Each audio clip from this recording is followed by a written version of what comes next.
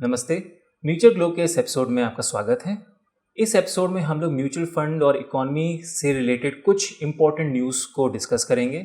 In fact इस episode में हम लोग थोड़ा सा इंटरनेशनल की तरफ बढ़ते हैं और यूएस और चाइना, क्योंकि उसका भी इम्पैक्ट बहुत इंपॉर्टेंट है इंटरनेशनल इकोनॉमी में और थोड़ा बहुत इम्पैक्ट इंडिया पे भी आता है। तो 2-3 इंपॉर्टेंट न्यूज़ हैं जिसको हम लोग इस एपिसोड में डिस्कस करेंगे। Right, very right.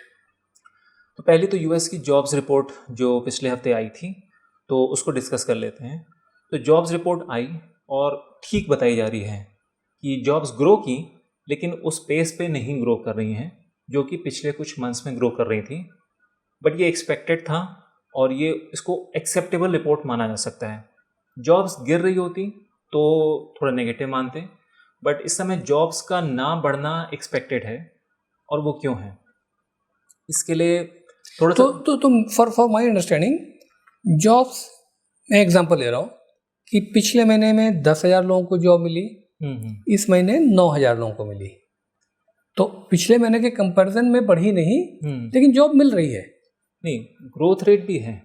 Number of new jobs are more than the previous month. Okay, लेकिन जो rate of growth of jobs, growth का जो रेट है वो कम है। तो अगर पिछले महीने में 5% बढ़ के आया था तो इस महीने 4% बढ़ के आया। जैसे पिछले कुछ सालों में हम लोगों ने देखा कि एकदम से बहुत हायरिंग हो गई, फिर अगले महीने और हायरिंग हो गई, तो ग्रोथ हो रही थी जॉब्स की, वो स्लो डाउन हो गई है। बेसिकली सॉर्ट ऑफ स्टेबल सा हो गया है मार्केट। लेकिन नेगेटिव नहीं हुई है कि नेगेटिव हो गई है, जॉब जा रही है, वो नहीं है। आ रही है, मतलब मिल रही जॉब, ग्रोथ रेट कम है। ओके। तो जैसे कोविड टाइम आया, इन्फ्लेशन उस समय बढ़ा, तो फेड ने अपना इंटरेस्ट रेट बढ़ाया। जब भी कोई सेंट्रल बैंक इंटरेस्ट रेट बढ़ाता है तो इसे इन्फ्लेशन चेक में आता है, लेकिन उसके और भी साइड इफेक्ट्स होते हैं। और साइड इफेक्ट ये होता है कि बिजनेसेस थोड़े से स्लो डाउन होते हैं। क्यों होते हैं? क्योंकि जैसी इंटरेस्ट रेट बढ़ेगा, लोन की कॉस्ट बढ़ेगी, कॉस्ट ऑफ डूइंग बिजनेस बढ़ जाएगी, और उसकी वजह से बिजनेस की प्रॉफिटेबिलिटी पे इम्पैक्ट आता है, नई जॉब्स उतनी नहीं क्रिएट होती हैं। बट यूएस के टर्म्स से बात करें तो फॉर्चुनेटली ऐसा नहीं हुआ इस बार। तो जो मैं समझ पा रहा हूँ, सॉरी टू इंटरप्ट, आप कहें कि अगर रेट ऑफ इंटरेस्ट बढ़ा तो ये माना जाता है थ्योरेटिकली और प्रैक्टिकली भी कि इन्फ्लेशन को कंट्रोल करना है। ये आपने कहा। ठीक। लेकिन उसका माइनस ये होता है कि जो इंडस्ट्री की ग्रोथ है, इकोनॉमी की ग्रोथ है, वो स्लो हो जाती है, क्योंकि cost of doing the business बढ़ गया। एक्सपेंशन स्लो डाउन हो जाते हैं, क्योंकि नई फैक्ट्री लगानी है तो रेट ऑफ इंटरेस्ट ज़्यादा है, तो वो थोड़ा ठिठक जाते हैं, थोड़ा रुक जाते हैं। अभी ये मतलब है। ओके।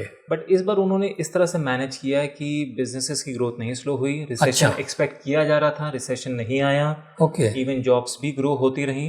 इनफैक्ट उन्होंने अपना दोनों पर्पस अचीव कर लिए। इन्फ्लेशन को कूल कर दिया और इधर इकोनॉमी रुकने नहीं पाई, यानी ग्रोथ को भी उन्होंने हिट नहीं होने दी। और जो रिसेशन की बात हो रही थी, बड़े बड़े चैंपियंस कर रहे थे यूएस के, वो तो नहीं आया। और इन्फ्लेशन भी चेक हो गया। इनफैक्ट अब इन्फ्लेशन काफ़ी कम हो गया है, इसलिए अब फाइनली बात होने लगी है कि फेड अब इंटरेस्ट रेट कट करेगा। तो क्या माना जाए, ये फेड का मूव बहुत होशियारी का मूव था? दोनों चीज़ों को बैलेंस कर दिया। दोनों चीज़ों को बैलेंस किया। इनफैक्ट कहेंगे बाइडेन एडमिनिस्ट्रेशन ने अच्छा काम किया है। उधर इंडस्ट्री को भी रुकने नहीं दिया, इधर इन्फ्लेशन भी कम कर दिया। तो अच्छा काम किया है। अब लोग पूछ रहे हैं कि इस समय जॉब्स क्यों नहीं ग्रो कर रही हैं at this point of time. तो उसका बड़ा लॉजिकल आंसर है, क्योंकि इस समय अनसर्टेनिटी है मार्केट में। और वो क्यों है? इस समय अनसर्टेनिटी है। अच्छा। एक तो है कि फेड के इंटरेस्ट रेट कट आने वाले हैं, तो लोग थोड़ा वेट एंड वॉच हैं। जितना भी एक्सपेक्ट कर रहे हो, जब रेट कट हो जाएगा तभी उसे माने कि रेट कट हो गया है। तो एक्सपेक्ट किया जा रहा है कि सीरीज ऑफ रेट कट्स होंगे इस साल, लेकिन जब तक हो नहीं जाते हैं तब तक थोड़ा बिजनेसेस वेट एंड वॉच। उससे ज़्यादा अनसर्टेनिटी यूएस के प्रेसिडेंशियल इलेक्शन से है। दोनों कैंडिडेट्स हैं, वो काफ़ी पोलर ऑपोजिट, उनके पर्सनालिटीज़ भी हैं और उनकी पॉलिसीज़ भी एक्सपेक्ट की जा रही हैं। फॉर एग्जाम्पल, मिस्टर ट्रंप कह रहे हैं कि वो चाइना पे 60% टैरिफ लगा देंगे जो वहाँ से इंपोर्ट होंगे, बाकी कंट्रीज़ पे 10% लगाएंगे। कॉरपोरेट टैक्स का जो रेट है वो 21% से कट करके 15% ले आएंगे। अच्छा।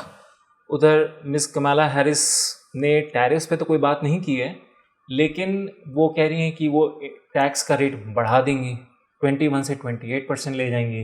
ओके। तो बिजनेसेस कह रहे हैं wait and watch, let's see इन सब का इम्पैक्ट क्या होता है इकोनॉमी पे।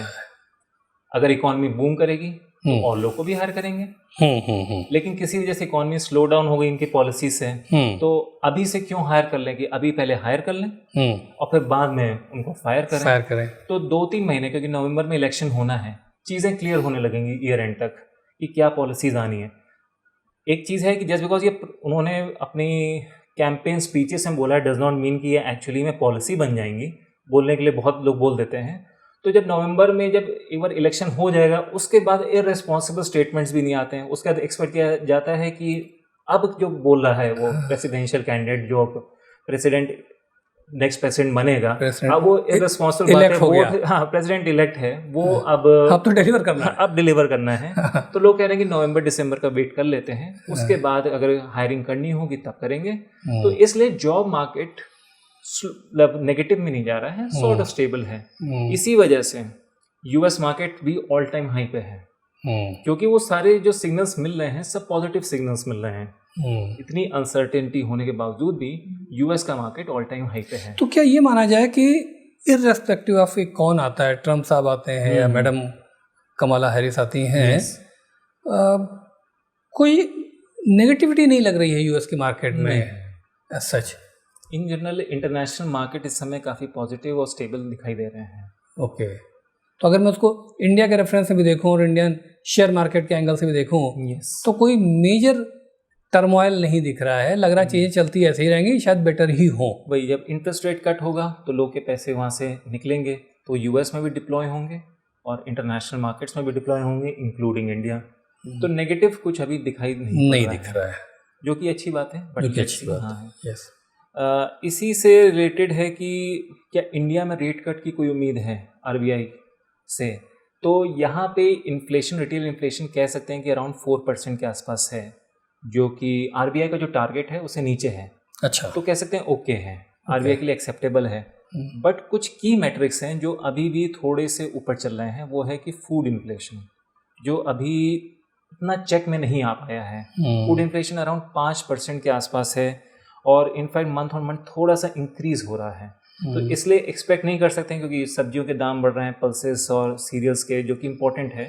तो इसलिए इंडिया में रेट कट अब की कोई उम्मीद नहीं है इस साल। तो यहाँ पे जो रेट चल रहा है वही अभी चलता रहेगा। मे बी नेक्स्ट ईयर जनवरी फरवरी में जब थोड़ा सा फूड इन्फ्लेशन भी चेक में आएगा, तब मे बी एक्सपेक्ट करें कि रेट कट हो सकता है। एज ऑफ नाउ तो स्टेबल है। तो जो एक तरह से जो हमारे एक्सपर्ट्स हैं और जो हमारे आरबीआई के गवर्नर हैं, वो बिटवीन दी लाइन्स ही पढ़ रहे हैं कि भाई ठीक है, इन्फ्लेशन कंट्रोल में है, लेकिन ये चीज़ अभी थोड़ा सा और कंट्रोल करने की ज़रूरत है। इनफैक्ट क्रूड ऑयल जो है वो काफ़ी इस समय उसका प्राइस लो है, उस वजह से ओवरऑल रिटेल इन्फ्लेशन डाउन आ गया है। बट अभी फूड प्राइसेस अभी उतने नहीं आए हैं। तो दैट मीन्स इंडिया का जो सेंट्रल बैंक है, Reserve Bank of India, they are not in hurry नहीं कि हम उसको कर दें, क्योंकि उनको टोटल टीम देखना होता है, है ना।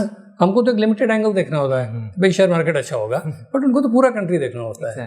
ओके, तो रेट कट से रिलेटेड इतनी बात थी। एक न्यूज़ अब चाइना से रिलेटेड डिस्कस कर लेते हैं।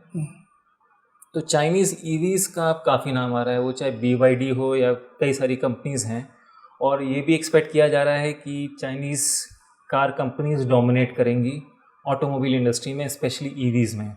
हम लोग को इंडिया में बैठ के उतना नहीं मालूम होता है, बट चाइना तो कह सकते हैं कि बाकी वेस्टर्न कंट्रीज़ के लिए थोड़ा कॉज ऑफ कंसर्न हो रहा है as far as electric market, car market is concern.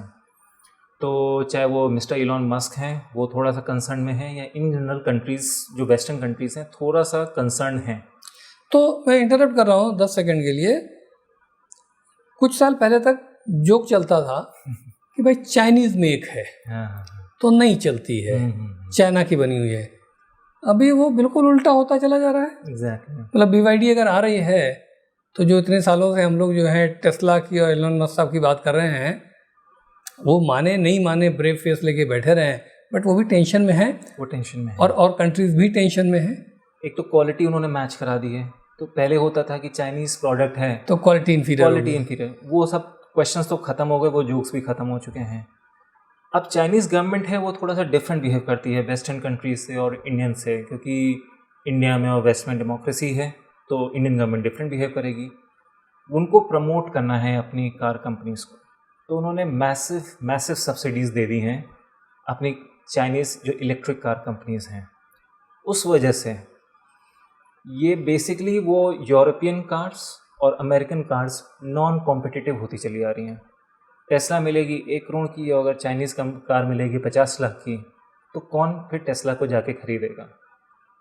तो इसलिए काफ़ी इन्वेस्टिगेशन वगैरह हुआ और फाइनली कंट्रीज़ ने टैरिफ लगाना शुरू कर दिया है। कनाडा ने 100% टैरिफ लगा दिया है।